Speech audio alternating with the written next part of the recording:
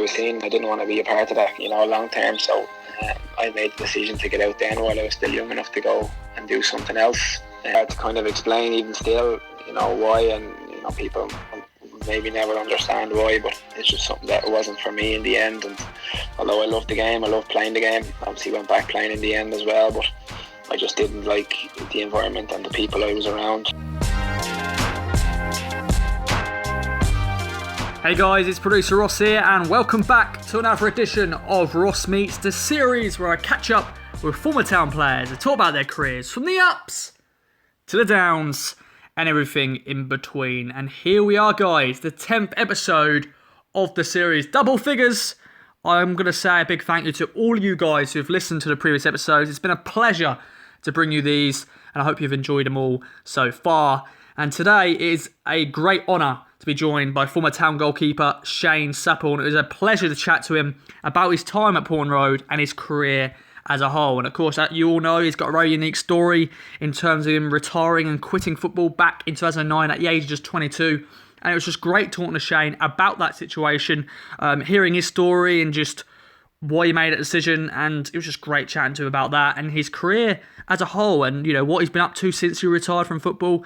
I remember he returned and played non-league football in Ireland, and he went on to actually play professionally again with Bohemian in the League of Ireland. And it was just great chatting to him about him returning to football. And then, of course, he had that second retirement where he suffered injury. But during that time as well, he actually got called up to the senior Republic of Ireland team. And it was just great chatting to him about that call-up and just everything in between. And, we went back and talked about his memories during his time at Portland Road, because he did go on to play a good amount of games for Town at a very young age as a goalkeeper under Joe Raw and then Jim Magilton and then briefly under Roy Keane.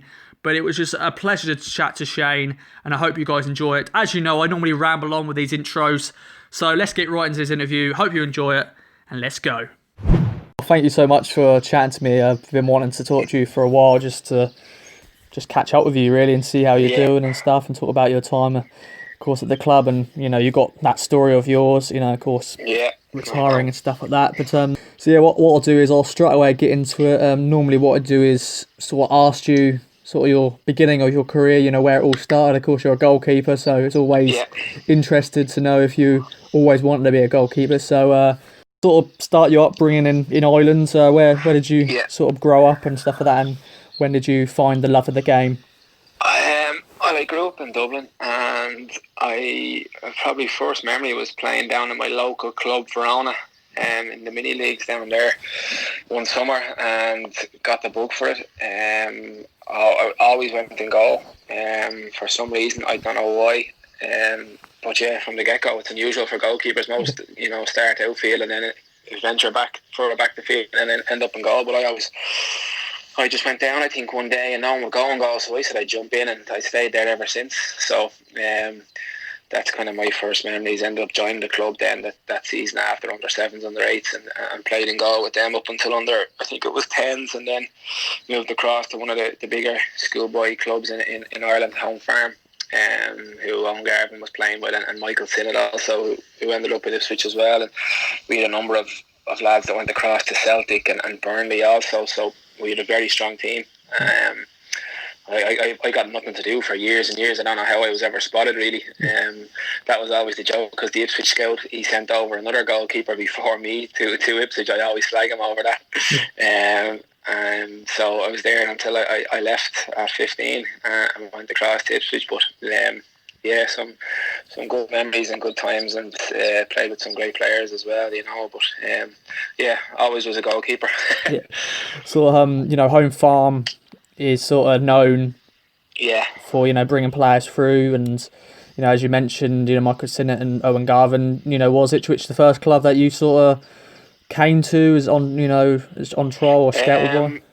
No, it wasn't actually. The first club I went to was Man United. Okay. Myself and Owen Garvin actually went over there. We were very, very young now. And the other clubs I went to, Aston Villa, Everton. Where else did I go? I can't remember where else. But Ipswich as well then came in the mix a little bit later. But pretty much as soon as I went over there, I kind of, loved the place and loved the people, and was hoping I'd get something there. In the end, everyone thought I'd go to Aston Villa because I had a contract on the table from Aston Villa, and I was a Villa fan as a kid, so everyone thought I was going there. But no, Ipswich was the best one for me, and the one I wanted to go to. So yeah, I chose them in the end. But I had a couple of different clubs on, that were offering me contracts, but decided it was the best place to learn my trade. Why was Aston Villa a club you supported? Any reason? No, I think it was because there was at the time when I was growing up, there was 4 Irish players playing with them: Andy Townsend, Steve Staunton, Paul McGrath and Ray Houghton. So I think that's how I got involved in kind of supporting them. Steve Staunton was a player that I liked. He was similar name, two S's in his name. So I think that's how I got supporting him, really. And I was unusual.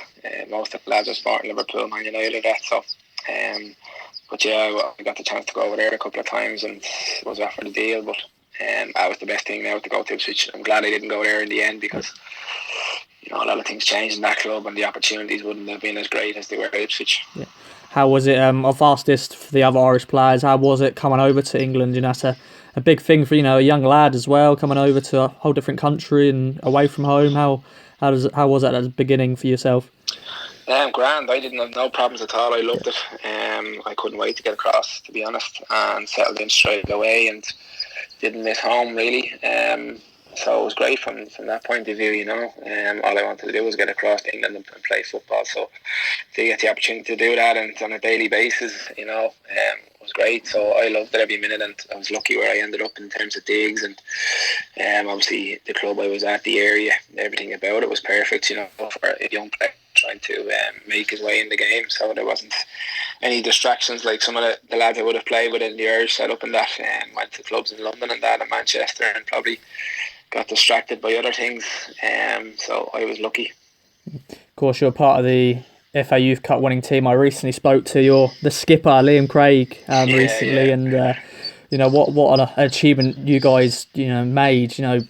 Once again, we weren't well known, really, part of the youth team and stuff like that. It's the final at Southampton. The players in that team that have gone on to have success in their careers. But what a night that was. Yeah, no, it was unbelievable, the run we had, and we started very, we had a sticky start to the campaign. I think we went to extra time in the early rounds twice against, I think it was maybe Portsmouth and then Stoke. Yeah. And then from there we played Colchester, I think, and then Aston Villa, and the Spurs in the semi-final in 2 legs, and we just gathered momentum. And we didn't have the best players on paper, I suppose, compared to some of the superstars we were playing against them and Premier League opposition. So we possibly nicked it in the end on Southampton with the team they had on the field, But yeah, it was a great time and great memories from that campaign, And it was just disappointing maybe that some of us didn't go on to, play a bigger part for the club going forward, Like you'd hope with a team that's successful in the Youth Cup, you'd hope to get a few more through, but times are changing, I suppose, as well, and money at the club was tight as well. So it's just unfortunate, I suppose, the way some of the lads didn't progress, really. It's been now 15 years since that day. What is your memories from that night? I spoke to another player, Billy Clark. You're having to defend, against some big opposition.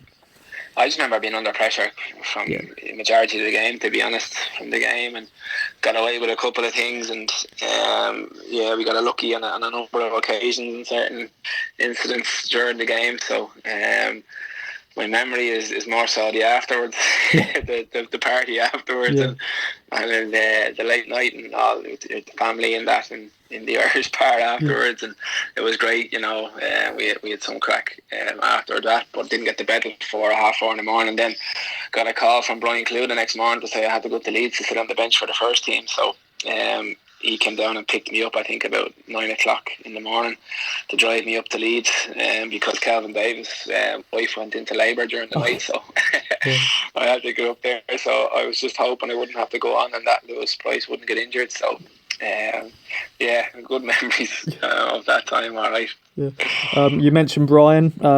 He gets a lot of praise. What's your thoughts on him? Brian's brilliant. Yeah, Brian's a good man. Fantastic coach as well, and he had a lot to do with the success the club had and getting the quality players that they got. I suppose around my time and before that as well. Really good guy, and he was one of the reasons why I went there. I know a number of other players did, because they knew the education they'd get from Brian. Then second to none. So he was great for the club in terms of what he did, and the quality of player he brought through to the first team ultimately in the end, and made the club a small fortune with some of the players that we sold on in the end. So, but really good guy. I was disappointed when he obviously left and went on to Spurs, but he came back then as well. So he knows the club inside out. Lives around the area and that. So he's a great guy. Yeah. Then you mentioned, of course, Calvin and Lewis. As you know, you were a youth player, but you, of course, probably were training with those guys. How was it for you as a young keeper, being able to train with these two? Of course, Lewis was another player who was, a young lad as well at the time. But how was that experience?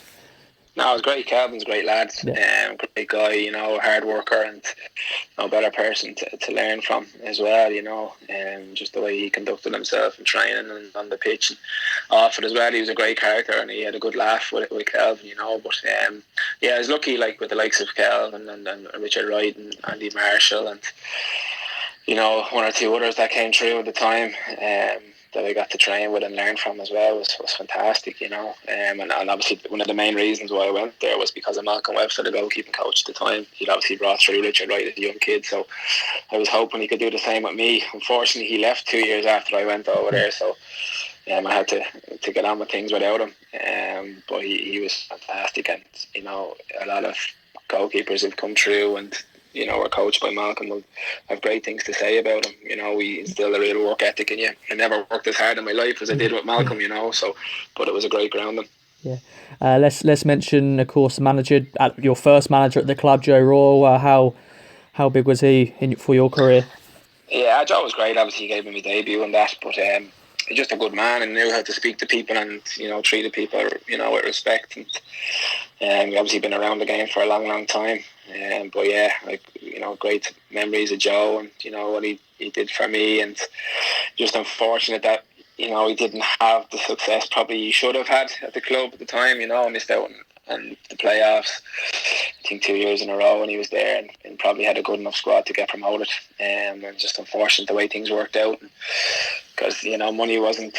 It was tight enough at the time of the club, but what he did with the players he had there was fantastic, and just disappointing the way that he didn't get promoted in the end. But he moved on, and he came back and got me to bring me to Oldham for a few months as well on loan. So that was nice to be reunited with him down there as well. So no, good guy. I speak to him the odd time still.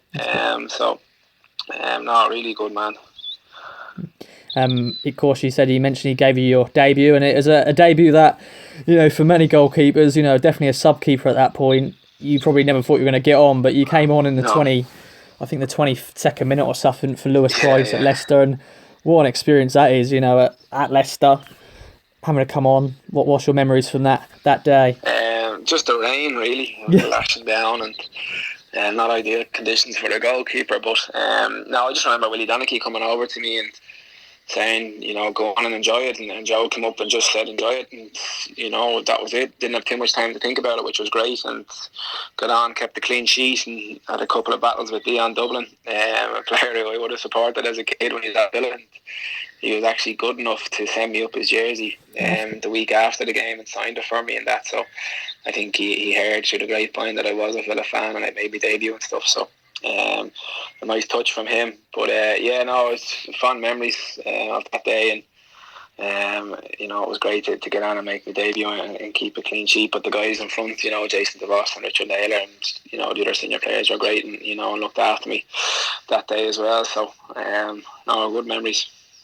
How was your first experience of starting a game? Of course, your next appearance was at Portland Road against Sheffield Wednesday, 2-1 win. How was that? Of course, a few other players were making their first sort of appearances. Of course, Owen was getting into the first team. Dean as well, Dean Bowditch and stuff like that. How was that? It was great, obviously, to make your home debut and that as well. And at the time, the stadium was close to capacity as well. But Yeah, no, it was enjoyable to play against some of the players. I think Ashley Young was playing that day and Marlon King up front, and I don't know that I had too much to do really in the game, which is not a bad thing, I suppose. But yeah, no, it was nice. It was nice to get a run out, and obviously Lewis was injured at the time, and I had a feeling he'd come back in, and I'd go out of the team for a while. But I was lucky enough to get back in then, around the Christmas, just after Christmas, and held my place in the team until the end of the year. So yeah, at such a young age for a goalkeeper, especially at 18, to get a run like that.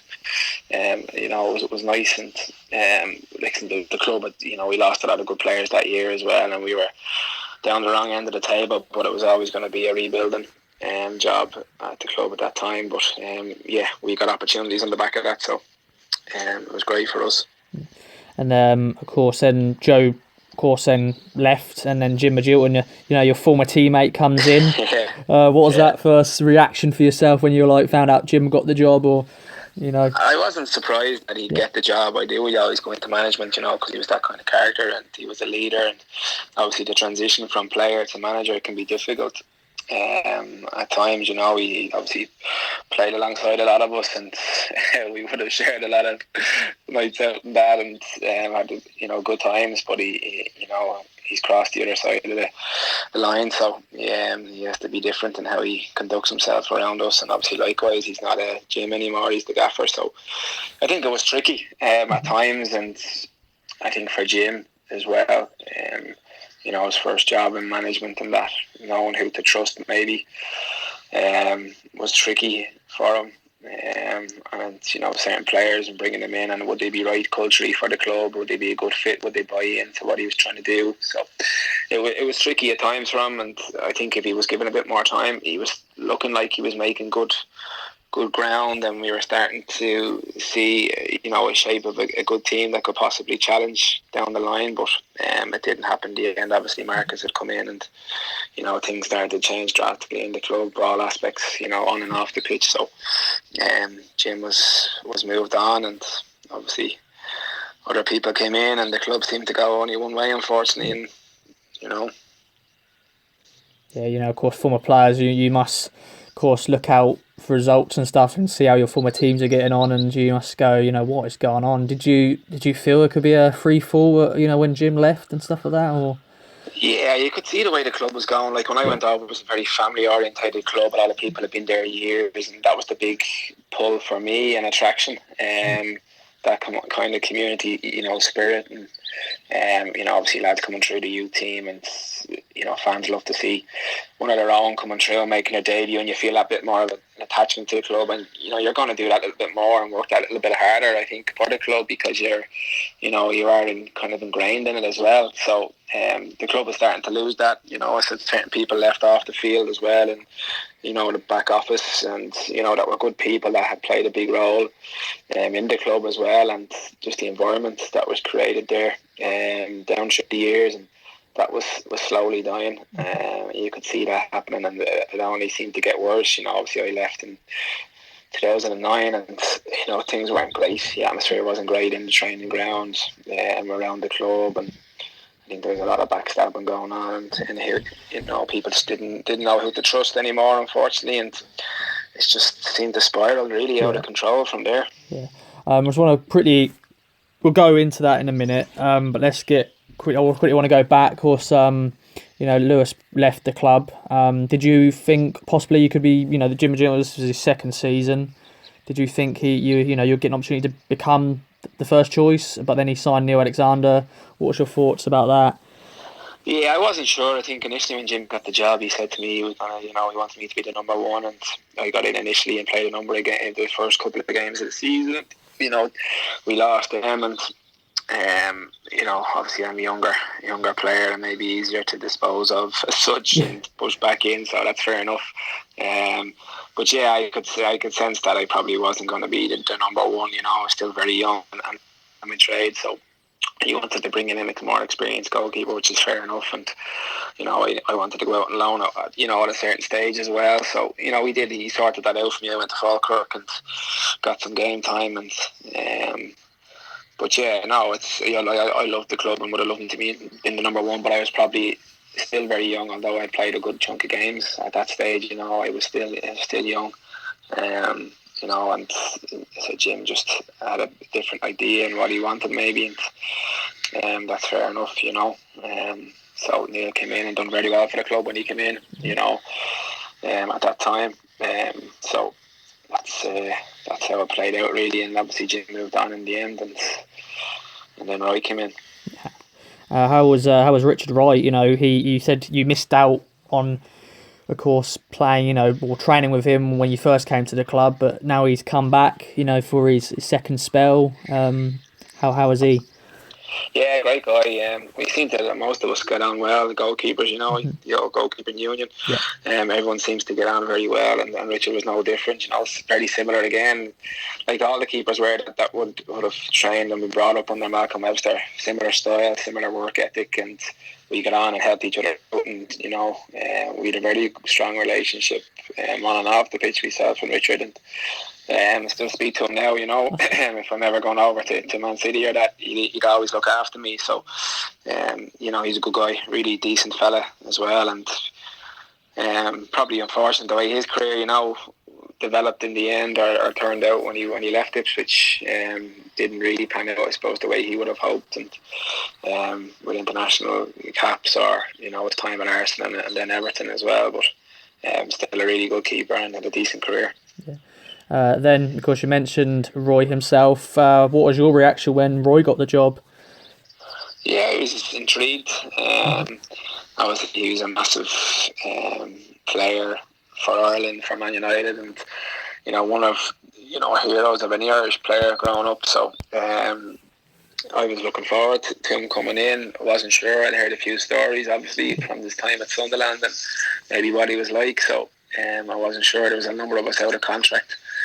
I think there was 13 of us out of contract when he came in the last couple of games of the season. I was out on loan at Oldham at the time, so I didn't see much of him that year. But he offered myself and I think two other lads new extensions to our deals. So he obviously was talking to people in the club and felt it was worth giving a deal to. So and then the following season got to see firsthand what he was like and how he operated in that. So I only had a few months with him down in the end because obviously I left, but it was memorable. I want to, before we get into of course you quitting, of course you mentioned it a few times, but your last game was in a cup, of course, winning on penalties. You saved the penalty. Going into that game, did you already make you were making your decision? I'm probably not going to play another game after this. Yeah, no, my decision was made before I signed the new contract. Okay. To be honest, I made my mind up. I had a few things I needed to tie up before I could get out. So I signed back at the time and to get them sorted out really. And I knew that was my last game going in. Yeah, 100%. I don't know if it was the next day or the day after I went in and told them I was gone, but it wasn't a bad way to leave in the end. Saving a penalty and helping the lads to get through to the next round. So yeah, was this bubbling then for a few years? I've read and listened to different things you've said, and what was the big reason behind it all then? Yeah, no, it was just going on for a number of years. It was just the way the industry was, the game was. It wasn't something that I was enjoying. I suppose I didn't like what I was seeing around the place. The atmosphere, the players. I was brought up a little differently. Said I really liked my time at the club, loved the club, and wanted to do well for the club. Whereas I think some other players and staff maybe were looking after themselves more so. It can be the nature of the game, unfortunately. With obviously the money that's involved, it's a business now. It's so I just wasn't liking what I was seeing. I didn't want to be a part of that, long term. So I made the decision to get out then while I was still young enough to go and do something else. So that's really, it's hard to kind of explain even still, why, and people maybe never understand why, but it's just something that wasn't for me in the end. And although I loved the game, I loved playing the game, obviously went back playing in the end as well, but I just didn't like the environment and the people I was around. And I wasn't Ipswich just, it was obviously Oldham and Falkirk as well. It was the similar similar attitudes towards it, and I didn't really want to be a part of that, to be honest. So I came home. Obviously, my background would be heavily involved in GA and Gaelic football back here in Ireland, so it's a different mentality, a different ethos as well. It's an amateur sport, and you play for the one club, so it's that probably played its part as well in pulling me back here. Did you think that players were just playing for the money? They weren't playing for the fun of the game, and I'm sure they weren't playing for the club. They weren't playing for the for the love of the game. Definitely not. I know that some players didn't enjoy playing. They feared playing. And you're never going to do well when you go out with that attitude. So it didn't really matter to some whether we won or lost on a Saturday or still getting paid. And fans won't like hearing that, but I think a lot of fans understand and see that. Even more so as the game has moved on as well, and it's there's so much money involved in it now that the players just don't really care. It's very difficult to get that camaraderie and team spirit that everyone's fighting for the same cause, really, and the fans come together. It's very seldom you see that these days in England, in the clubs over there. Unfortunately, it's just the nature of maybe society even as well has played its part in it. So it's just unfortunate the way it's gone, and obviously for Ipswich it's been tough, the way the club has gone over the last number of years. So they've been hit a lot harder than maybe others in that front. The problem, say, with Ipswich Town in terms of we've had a lot of loan players in the last decade. Do you think that's another problem with loan players? When they come in, they don't really care about the club. They just want to care about their future and get game time and stuff. Yeah, that's it. They're just using it, and in some ways, obviously for young players, it's good to get game time and that. But again, they're going back to their other clubs, and you've developed them for their own club. Mm-hmm. Now, on the other hand, sometimes lads come and they end up staying. You might sign them, but it's just the way that the business is done there. It's just it doesn't bode well for a club when that happens. It's very difficult to get if you have 5 or 6 loan players around the club at any one time, which we had more often than not. Mm-hmm. It's hard for them to create that team spirit and get them fighting for the as you said, they're only there to get game time for themselves and develop their own career, really, to go back to their parent club in the end. So it is quite difficult. You have to get a certain calibre of and character of person into the dressing room, and there's not too many strong characters around, unfortunately these days, the way the game is gone. Yeah. Did you speak to some of your teammates who were close to about maybe making this decision before you sort of did? As you said, it was bubbling for a while. Did you speak to anybody? No, not one knew really, apart from family. That was it, and 1 or 2 people outside of the club, kind of, or not players anyway, or coaches, but other people that would have been close to over in England, 1 or 2, and that was it really. And then I spoke to 1 or 2 of the guys I would have been close to when I made the decision, and gave them a call and to let them know, and that was it really. I moved on quick enough, which I wanted to do, and that's football. People move on quickly, and life goes on. So that's the way it kind of panned out for me in the end. Yeah. I don't want to speak too much about it, but what was the sort of conversation with Roy like? How was that? Of course, Roy is a very intimidating character, but you must have gone, I'm making this decision. I don't care whoever is in front of me. What was that like? Yeah, I know, Roy would have that persona. A lot of the players were afraid of their life of Roy, unfortunately, and that didn't help things on the pitch. I was never afraid of him, to be honest. I just felt a bit of a bully, really. So, and then in that day I went in, I think I'd no fear going in there. I'd made my mind up, and I was going in to tell him, and he was great. To be fair to him, the way he dealt with it and helped me out and understood where I was coming from and respected the decision, and he helped me to get out of there quick enough, and so he was great in that sense. I wouldn't have a bad word to say about him, how he dealt with the situation. So I moved on, and that was it, and I didn't speak to him again for 10 years. Well, we'll go on to, of course, you got called up to the senior team for Ireland, sort of decade later, but because you left the club, retired from football. any of your teammates come out, reach out to you and say, good luck and stuff like that? How did they sort of react to the news when it, did happen? Yeah, there was one or two lads like that would. Football's a strange game. You don't have too many. You don't get close to too many people really, because lads tend to move around so much, and it's just. I think lads are just, maybe wary of getting too close to players for whatever reason. But the likes of Alan Lee, I would have been close to, and Johnny Walters and Richard Wright and that, and even Gareth McCauley at the time. So I spoke to those guys, and Owen Garvin, who I would have been close enough with at the time over there. So they were the guys that I would want to know, or want to let them know my reasons why. But that was it really, and goalkeeping coach James Holman at the time as well. So there were difficult conversations as well, because some people did, I was close to, and had been very good to me in that as well. So they wouldn't have seen it coming, but they understood in the end, and they've moved on. So we still keep in touch with a lot of those guys, which is nice as well. Then, of course, you returned back to Ireland. I hopefully I got my facts right about you wanted to become a chef. I don't know if that was right. You want to go back to schools and stuff. That's definitely wrong. That comes up a lot. That was Derek Davis, I think, in the East Anglian whatever times over there. He started spreading that around. And that came from George O'Callaghan, I think, as well, because I did all the cooking in the house for Georgie. Okay. Because he couldn't boil an egg. So that's where that came from. But there's no truth in that at all. I promised to come home and join the police. Yeah. Yeah, so that's the other thing that came up was the police. Is that something you wanted to do? Go back to school and stuff like that?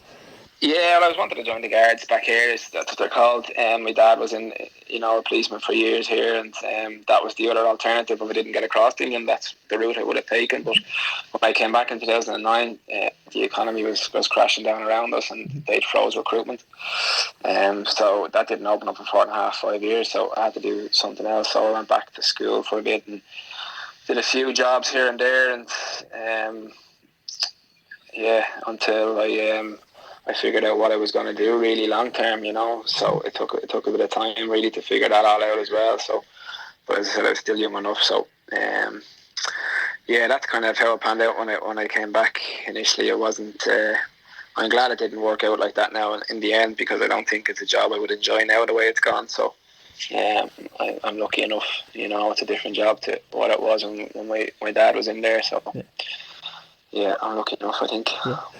Of course, you were playing some Gaelic football again, and is there, are you happy to say anything about, any other jobs that you did during that period? Yeah. No, obviously Gaelic football is amateur sport. You're training in the evenings and you're playing at weekends as such, and it's a big commitment. Like guys are in college and holding down full-time jobs, so. But you train like a professional. So I was working in the hospital for a bit. I worked in there for 3 years, I think.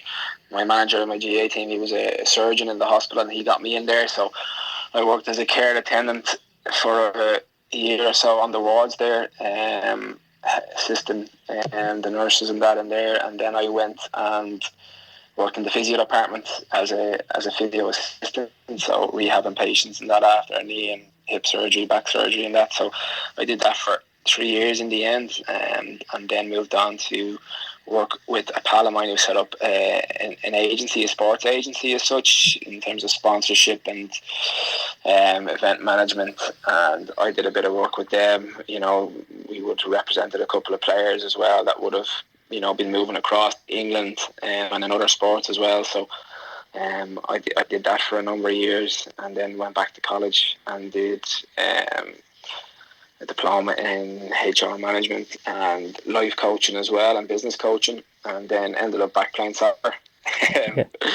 with Bohemian. So that was in 2016, and that's kind of how it played out till then, I suppose. Yeah.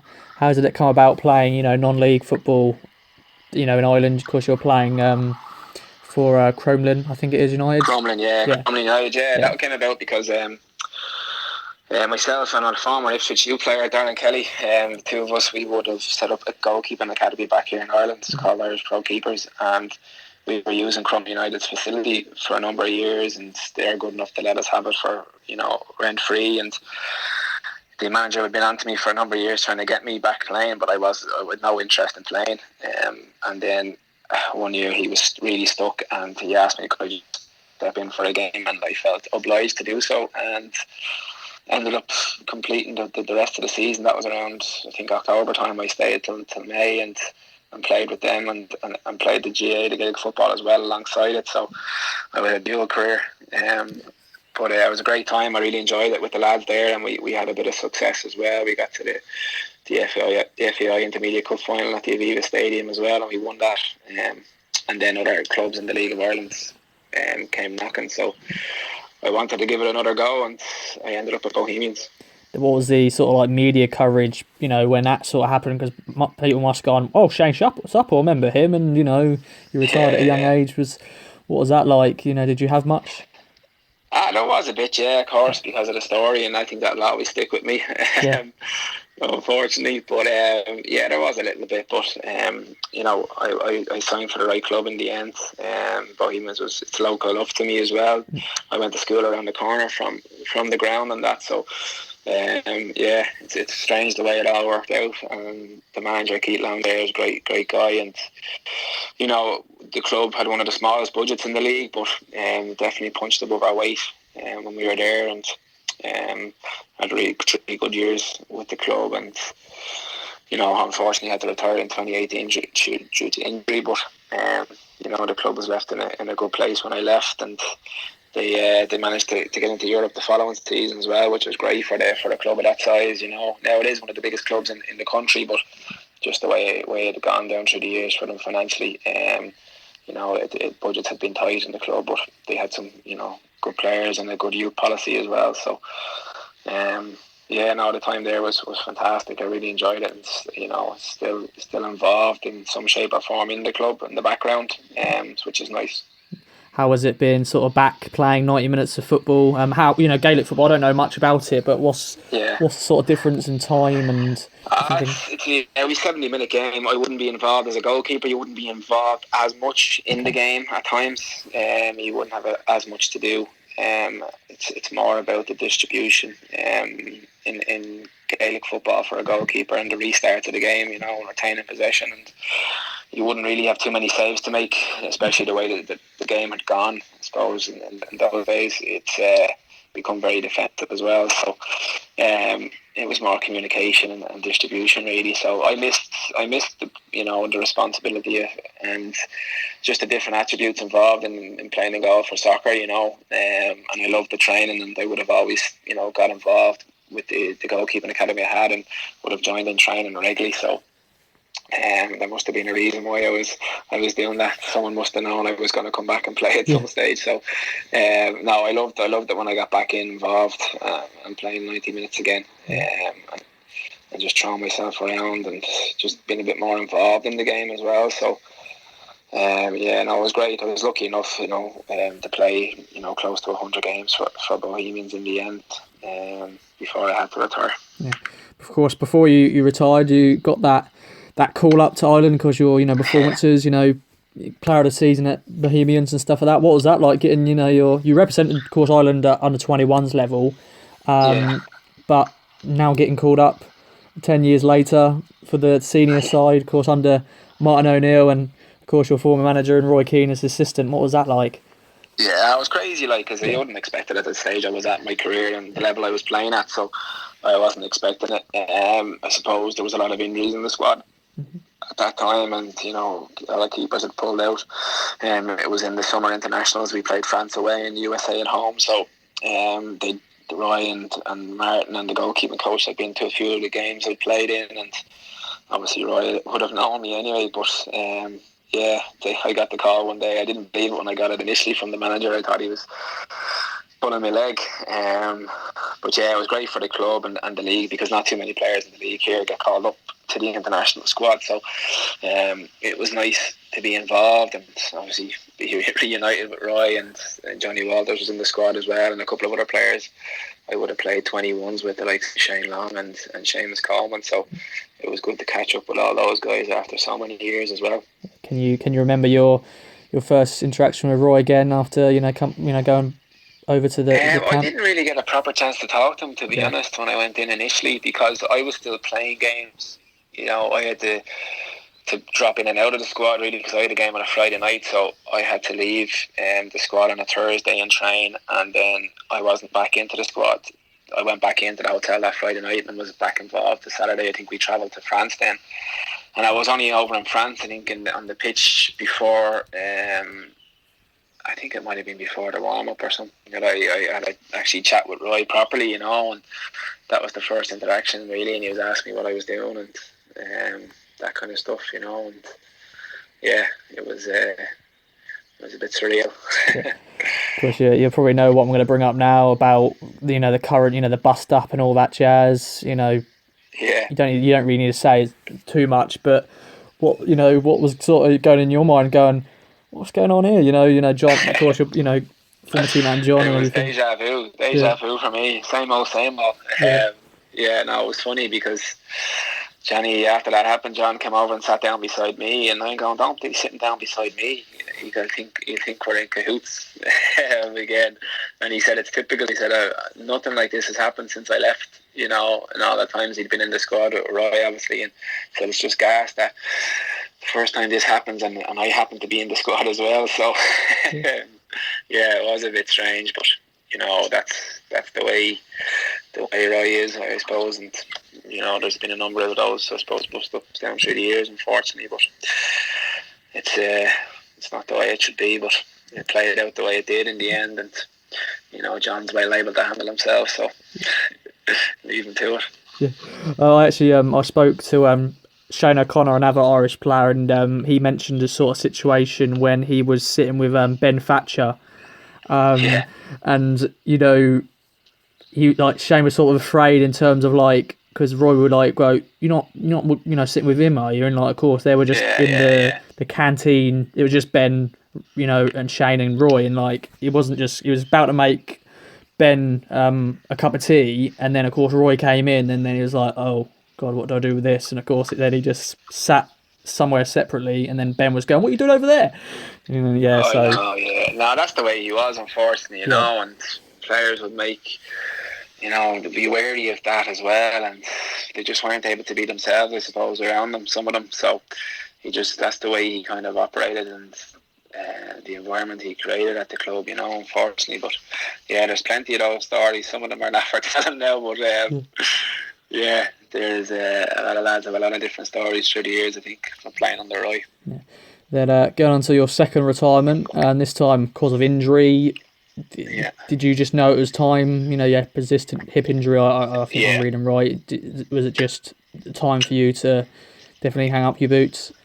Yeah, I know. I knew. I think it was August of 2018, and we had actually qualified for this hybrid tournament with clubs from the lower leagues in Scotland, England, Wales, Northern Ireland, the Iron Brew Cup, and the lads had travel over to Scotland to play. I can't remember who they were playing now, to be honest. And we had played a lot of games because of the way the fixture list was. We were playing Friday, Monday, Friday, so my body wasn't great, and I got scans that week leading up to the guys travelling away, and I wasn't travelling anyway. I was arrested for that weekend, so the results came in, and I spoke to the physio, and he said, it's not great, and the hip is not in a great shape, and you got to think long term about these things as well. So I had been in a lot of pain playing games and that, and I wasn't training fully either, and as the season went on, that was August time, so we were probably just over halfway through the season. I was just basically training 1 day a week really, and doing other bits and pieces in the gym to keep fit, and just playing the games then. So yeah, I knew it was time to go and step away from it, and that was fine, I suppose. I'd accepted that, and I had a good stint. I can't complain too much, so it was just better long term for me to step away now than the issues that it would have caused down the line for me, with having to get surgery and stuff like that, so that will have to happen at some stage, but and the longer I can leave it, the better, really. Yeah. So what's next for yourself? Of course, you mentioned your goalkeeping academy. Is that stuff you're still running and wanting to still do? I'm not actively involved anymore, unfortunately, because of the injury. I can't really do as much. Obviously, a goalkeeping coach here, a lot of the time you have to strike the ball, and I just physically can't do that anymore. So I do the odd bits and pieces when I can. If I have a number of bodies at a session, I could maybe step in and facilitate a session. But that's something I'm kind of stepping away from a bit more now. But yeah, full time working as a recruitment consultant now in Dublin. So that's taken up a good bit of my time, and I'm involved in the FEI now, in underage and player development committee. So there's a lot of obviously issues over the last year and internally in the FEI with our former CEO. So hopefully be involved in some shape or form in the new version of the our association going forward, and doing a bit of media work as well with one of the stations back here for the League of Ireland. So I would be one of the pundits on the league, the League of Ireland on a Friday night. So that keeps me involved, I suppose, in the game. So that's kind of how it's panned out for me at the moment. So I'm happy enough the way it's gone, and things are good. Life is good, so I can't complain. That's I'm going to do a phrase there. No regrets then. No. That's something that always comes up, obviously. But genuinely, there's none.